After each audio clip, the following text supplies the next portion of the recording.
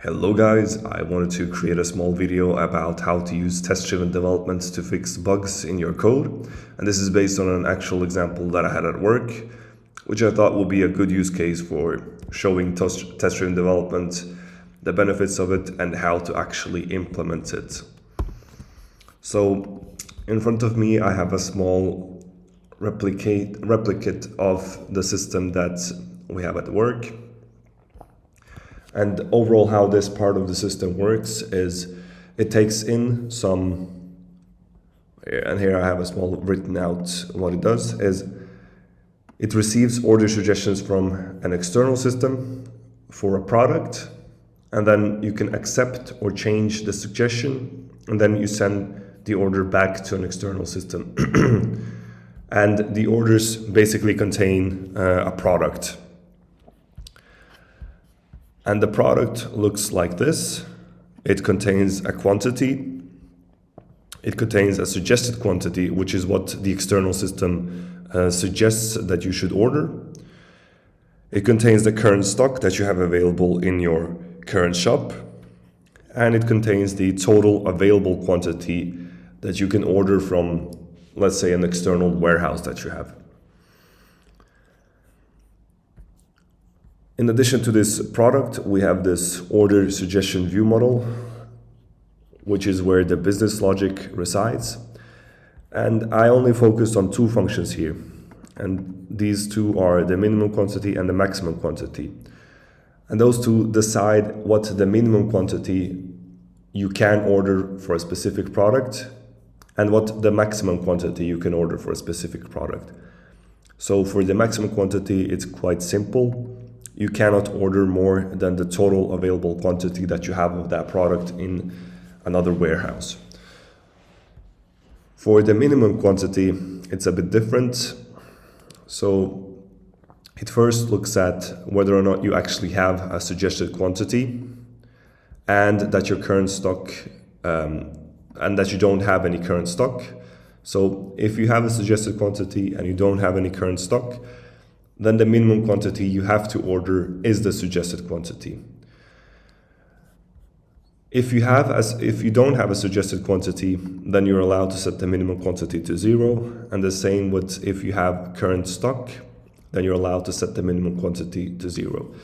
So basically, in other words, only if you have a suggested quantity and you don't have any stock in your shop, then you have to order at least the suggested quantity of that product.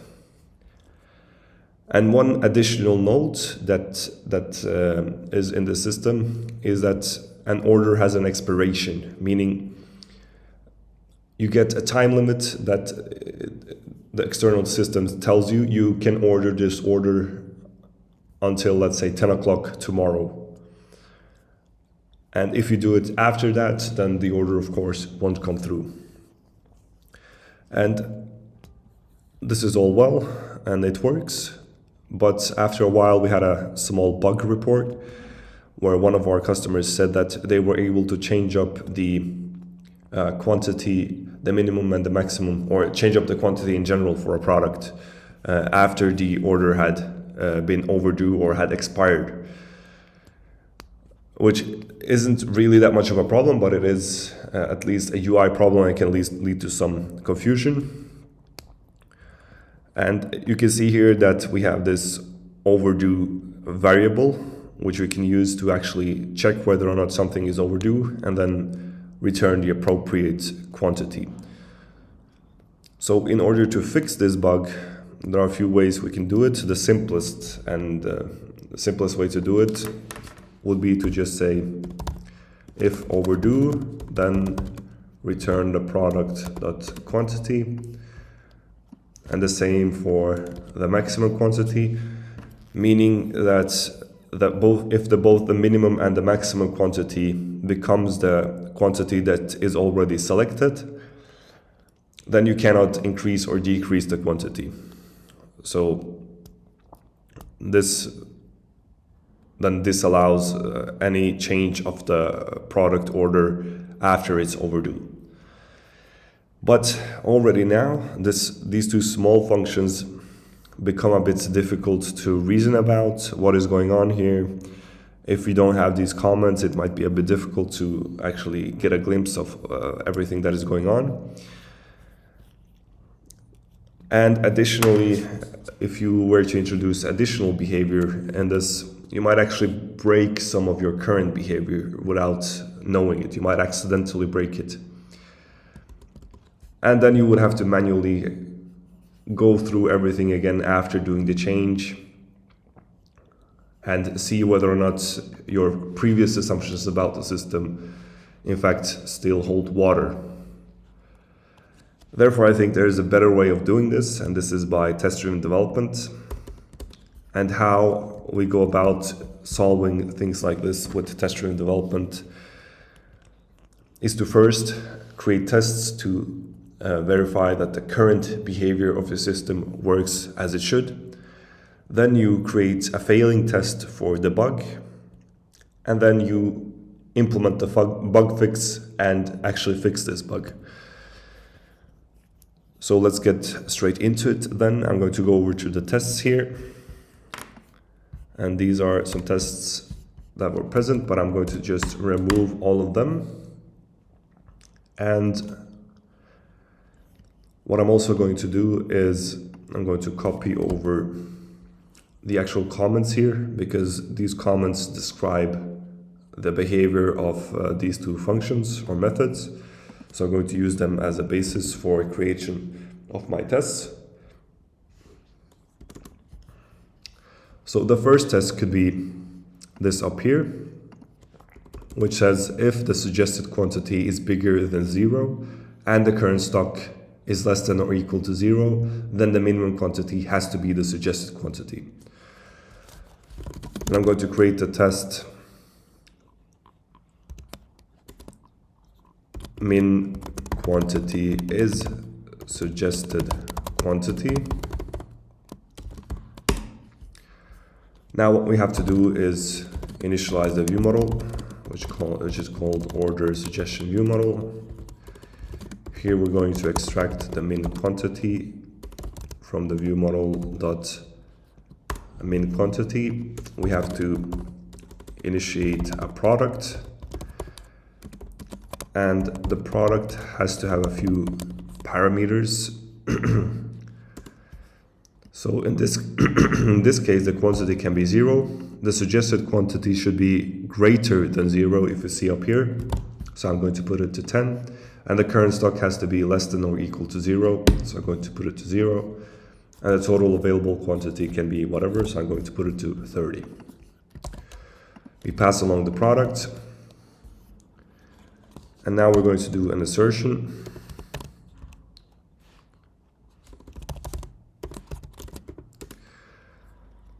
We're going to assert that the minimum quantity is the suggested quantity. And if we see the suggested quantity is 10, meaning that the minimum quantity should be 10. If I now run this test, it should pass correctly. So I'm running it, and yes, it passes correctly. The second test here is if the suggested quantity is 0, then we're allowed to set the minimum quantity to 0. So I'm going to do that. I'm going to say test min quantity is 0 if suggested quantity is 0.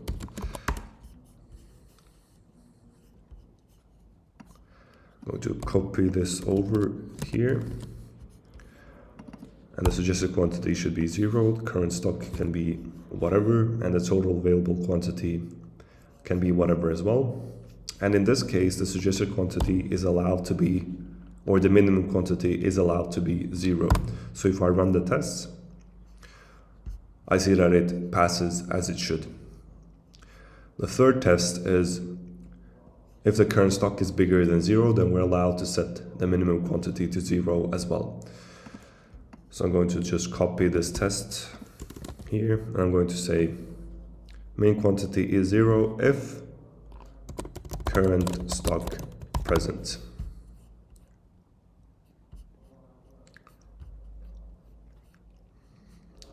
So the suggested quantity can still be 0. The current stock.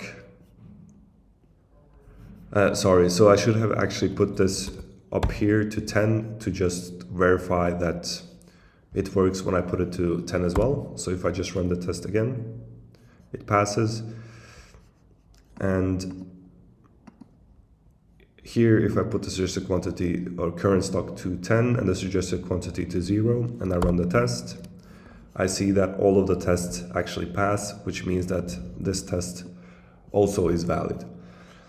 So for the min quantity method, we have tested all of its behaviors and all of them work as intended. So now to the actual bug fix. So the bug was if the order is overdue, we were still allowed to increase or decrease the quantity of a product, which should not be the case. So let's first create the test. So we're going to say test min quantity is quantity if overdue. Then we're going to create the view model. We're going to set this view model to overdue. Then we're going to create the product. Here the product has to have some quantity that we're going to set. So let's say 10. The suggested quantity can be, let's say 10 as well. The current stock 30 and the total available 50. Let's actually put this to 5. Now the assertion should give us that the min quantity, so this of course has to be called in the view model. So let min quantity is equal to view model dot min quantity. We pass along the product. And the min quantity, the correct behavior should be that it is 10, because that is the quantity that we have already set. If we run this now, we see that test fails, which is what we actually expected because we haven't yet fixed this bug. So now let's go to the min quantity function. Let's actually implement the bug fix, which is if overdue, return product.quantity. Let's go back to the test. Let's run the tests. And we see that we've actually fixed the bug. What is also important to note here is that we fixed the bug, but we're also 100% sure that the current behavior or the previous behavior of the system is still valid. Meaning all of these previous tests still pass, which means that all of our assumptions about the system is still valid, and we don't have to do any manual testing to actually make sure that we haven't broken anything in our system, which is a really nice property of test-driven development. Now let's move over to the max quantity function or method. So I'm going to copy over the comment that is on it as well, which says the max quantity should be the total available quantity. So func test max quantity is total available quantity.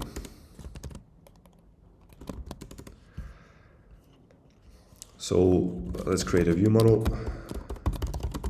Order suggestion view model, then say product.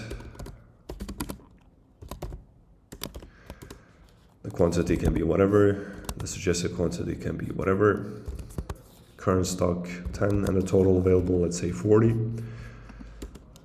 The max quantity is then retrieved, pass along the product. Now we do the assertion.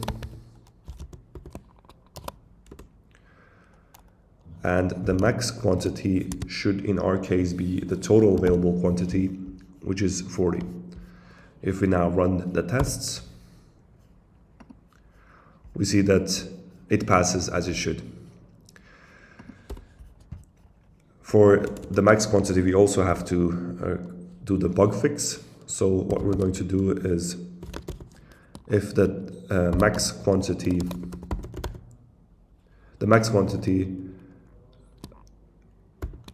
or we call the test test max quantity is quantity if overdue, meaning the same thing as up here. If the order is overdue, the max quantity should not be bigger than the actual quantity that is already set on the product. Let view model equal to order suggestion view model. We set the overdue variable to true. We get or we construct a product. The quantity can be, let's say 20, the suggested quantity 10, the current stock 30, and the total available 50. Now we have to also extract the max quantity.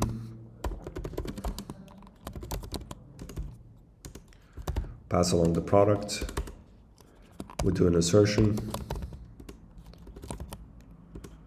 We say that the max quantity should be the quantity, meaning 20. This is going to fail because we still haven't implemented the bug fix. So let's do that. First it fails, and now we go to the max quantity. We actually implement the bug fix. Product.quantity. I run it, and we see that everything passes as it should. So what have we actually achieved here? So a few things. First of all, why did we create the tests before creating or before introducing the bug fix? First, we wanted to create the tests for the current behavior of the system, just to verify that everything works as it should. The other reason for doing this is when we introduce the bug fix, we want to make sure that the current behavior still behaves as it should. We haven't broken anything, nothing is accidentally introduced as a bug. And even though these two functions are quite small functions, it's still a bit difficult to hold everything in your head and make sure to, every time you do some test or every time you do some change in the behavior of the system, that you actually haven't broken anything. You have to make sure you would have to make sure to test it manually every time you do some behavior change. Okay, so that is one thing. The other thing is, by first introducing the failing test for the bug, we're actually sure that the bug is the correct bug, that we have identified the place where the bug is happening. And then when we introduce the bug fix and we make the test pass to green, we're sure that we've actually fixed the bug. And also we're sure that we haven't broken anything else in the system. Additional things that come as side effects of this is that now the system is also much easier to refactor. Meaning, for example, if we go to the min quantity here, and let's say we wanted to move this part out, this check here, to its own function. And let's say we call it func should be suggested quantity. And we have to pass along the suggested quantity int and the current stock int, and we return a boolean. Now we can take this, copy it over, return like this. Now if we actually use it and we say should be suggested quantity, we pass along the product.suggested quantity and the current stock. Now if we run the tests again, we made sure that everything still passes as it should, even though we've done the refactor. So we made sure that nothing is actually broken. Because let's say we, by accident, instead of passing along the current stock here, we passed along the, let's say, product dot,